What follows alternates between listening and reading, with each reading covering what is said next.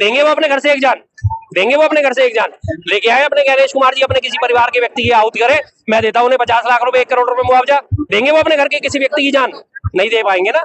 1 करोड़ मुआवजा घोषित करता हूं मैं, गणेश कुमार जी अपने खानदान में से किसी भी व्यक्ति को कहे कि मैं इसको आत्महत्या करवा रहा हूं, मैं 1 करोड़ रुपए का मुआवजा दूंगा, लेंगे वो? 2 करोड़ कर दूंगा और बोलिए आएंगे वो सामने? नहीं आएंगे। सर, जिस तरह से आप आने वाले समय में बंगाल में चुनाव है, उत्तर प्रदेश में तमाम जगहों पे चुनाव, क्या लग रहा है इलेक्शन कमीशन ऐसे ही काम करेगा या पारदर्शिता लाएगा? इलेक्शन कमीशन को पारदर्शिता लानी पड़ेगी, लेकिन इलेक्शन कमीशन की जो इंटेंशन है वो यही है कि वो इसी तरह से काम करेगा, लेकिन हम उनकी ये चोरी किसी भी कीमत पे सफल नहीं होने देंगे। आप देख लीजिए लाखों का ये हजूम जो आया है ये ऐसे ही नहीं आया, सबके घर में अपने अपने काम है, सब अपने घर में काम छोड़ के आए हैं। क्यों आए हैं? क्योंकि देश सर्वोपरि है, वोट सर्वोपरि है और वोट चोरी से निजात पाना ही पाना है और इस सरकार को घुटने पे ला के रहेंगे, इन्हें इस्तीफा देना पड़ेगा, वोट चोरी वाली सरकार को जाना पड़ेगा। आप कह रहे हैं वोट चोरी की सरकार जाएगी, लेकिन बिहार में तो सरकार बन गई और 10-10 हजार रुपए महिलाएं पाई, खूब डांस की। हाँ, आप डांस करिए, अब देखिए ना उनका डांस कैसा है, जब बुलडोजर चल रहा है कितना बढ़िया डांस हो रहा है, और करिए ऐसा डांस है और करिए। हमने बहुत समझाया था, हम मानते थे बिहार जो है बड़ी राजनीतिक समझ वाली धरती है, लेकिन वो 10-10 हजार रुपए में जो उन्होंने अपना वोट भेज दिया, कितने उसकी कीमत बनी आने आगामी 5 साल के लिए? सिर्फ 5 रुपए 66 पैसे पर डे, जिसमें 5 रुपए 66 पैसे में तो उनके बिहार वासियों की खैनी की पुड़िया भी नहीं आती, जिसमें उन्होंने अपने आप को 5 साल के लिए गिरवी रख दिया। अब उनके घर पे बुलडोजर चल रहा है, अब रोइए। हमने आपको बहुत समझाया था, कांग्रेस ने, विपक्षी दलों ने, तमाम लोगों ने आपको बहुत समझाया था, आप इनके झांसे में मत आइए। अब आगे झांसे में आप किससे सुनवाई करेंगे? किसके पास जाएंगे? वो नहीं है माफियों पे बुलडोजर चल रहा है। सम्राट चौधरी ने मंत्री पद लेते ही कह दिया कि जो बिहार में माफिया गुंडे हैं उन पे चलेगा। वो खुद माफिया है, वो खुद गुंडे हैं, 7 उनके ऊपर हत्याओं के मुकदमे चल रहे हैं, 10वीं की उनकी फर्जी मार्कशीट है और वो कह रहे हैं कि मैं माफियाओं के ऊपर बुलडोजर चलाऊंगा। कितनी शानदार बात करी उन्होंने, बहुत बढ़िया बात है, बहुत शानदार बात है, बिल्कुल बिल्कुल नमन है उनकी बात को। तो हाई अलर्ट पे है वहाँ पुलिस। हाँ हाँ, हाई अलर्ट पे तो है ही, क्योंकि अगर आपने विरोध करा तो आपको जो है सुझा दिया जाएगा, अगर आपने विरोध करा, विरोध करते ही आपके ऊपर लाठियां बजेंगी, ऐसे हाई अलर्ट पे। अब कर लीजिए जितनी मर्जी कोशिश। कह रहे हैं बुलडोजर बाबा जिस तरह से उत्तर प्रदेश में काम किए थे उसी तरह बिहार में भी काम करेंगे। देखिए बुलडोजर बाबा का तो सिस्टम ही गलत है।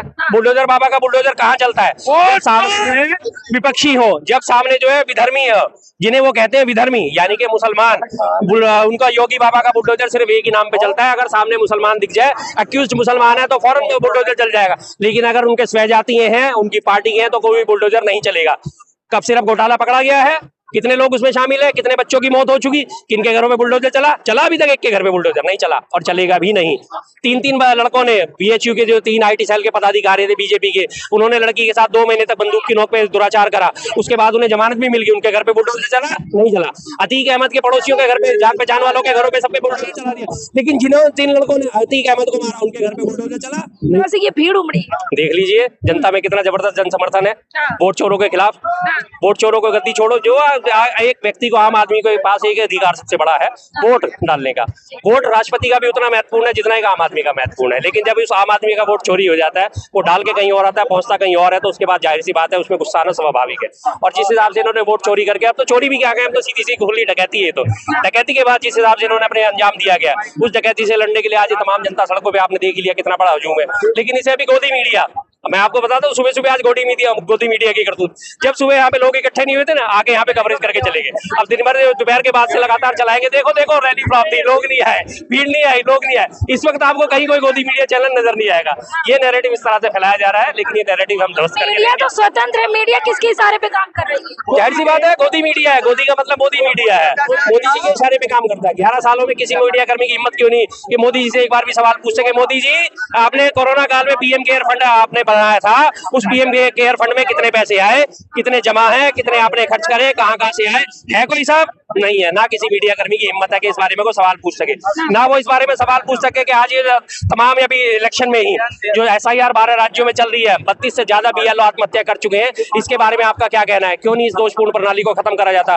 32 लोगों की जान चलेगी और मीडिया आराम से मस्त है। किसी मीडिया कर्मी को आपने देखा इसमें गोदी मीडिया को मुद्दा उठाते हुए? सिर्फ एक सोशल मीडिया कर्मी है जो उठा रहे। इलेक्शन कमीशन तो लगातार दलील दलील दे रहा है कि हम निष्पक्ष हैं। वो उसके दलील देने से कुछ नहीं होता। वो ऐसा निष्पक्ष है कि बस क्या बात ही करी जाए उसकी। अब वो इलेक्शन कमीशन नहीं रहा, अब वो कमीशन और बीजेपी एजेंट हो गया है, बीजेपी का कमीशन एजेंट हो गया है वो पूरी तरह। दोनों एक सिक्के के दो पहलू हैं। और इसकी सबसे बड़ी आपने देखी होगी दिक्कत क्या है, आज इलेक्शन कमीशन इतना बेलगाम क्यों हो चुका है।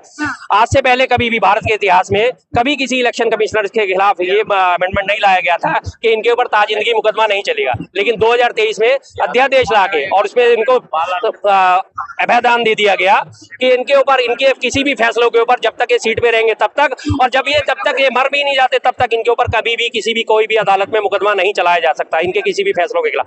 आज उन्हें वो अभयदान मिला हुआ है, कल को इस सीट से उतर भी जाएगा ज्ञानेश कुमार तो इसके बावजूद भी इनके ऊपर मुकदमा नहीं चलाया जा सकता, तक कानून में फेरबदल नहीं होगा। तो आज वो इसीलिए खुल के खेल रहे हैं। जब उनसे 74 लाख वोटिंग जो लास्ट में हुई महाराष्ट्र में, उनसे मांगा गया 45 दिन की जो समय सीमा के भीतर मांगा गया कि आप इन्हें हमें वीडियो फुटेज दीजिए, मना कर दिया उन्होंने। बहन बेटियों के फुटेज सार्वजनिक कैसे कर दें, और उन्हीं बहन बेटियों के डांस करते हुए बहन बेटियों की फुटेज सार्वजनिक कर रहे हैं, तब आपको शर्म नहीं आ रही। और जब आप रिकॉर्ड कर रहे हैं तब शर्म नहीं आ रही। आप रिकॉर्डिंग क्यों कर रहे हैं फिर इसलिए, अगर आपने देनी नहीं थी।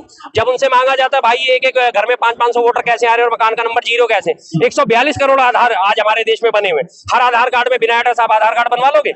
नहीं बनवा सकते। सर संसद में SIR पे बात होनी थी, तमाम और मुद्दों पे बात होनी थी, लेकिन वहाँ वंदे मातरम को लेके चर्चा हुई। ये इनका हमेशा ध्यान भटकाने का तरीका है। पूरे जो सड़क पे बैठे हुए बाजीगर होते हैं ना, इधर से ध्यान भटकाया इधर लगा दिया, इधर ध्यान भटकाया इधर।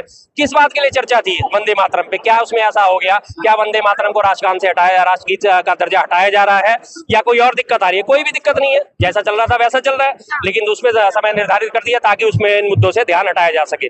और SIR पे भी चर्चा कब करी? ताकि आज उन्हें पता चल गया था कि 14 तारीख को महारैली होने वाली है, और महारैली होने से पहले उन्हें सोचा कि हम इस मुद्दे को पहले ही निपटा देते संसद में, ताकि रैली में कहने लायक कुछ ना बचे कि हमने तो इस बारे में पहले ही चर्चा कर ली है। तो इसलिए उन्होंने आज, लेकिन उसके बावजूद भी रैली आप देख लीजिए कितनी। सर SIR को लेकर तमाम BLO की मौतें हुई है, उस पे क्या कहेंगे? देखिए दर्दनाक है, बेहद दुखद है। किसी के भी घर का कोई व्यक्ति जाता है, बहुत परेशानी होती है, जीविका उपार्जन का साधन खत्म होता है, और एक व्यक्ति जो है अगर वो निकल जाए तो उसके बाद बहुत दिक्कत होती है। लेकिन आज हमारे ज्ञानेश कुमार जी इस बारे में कोई संज्ञान ले रहे हैं। मंत्रालय सैलरी डबल कर दी है। सैलरी डबल करने से क्या होता है? आप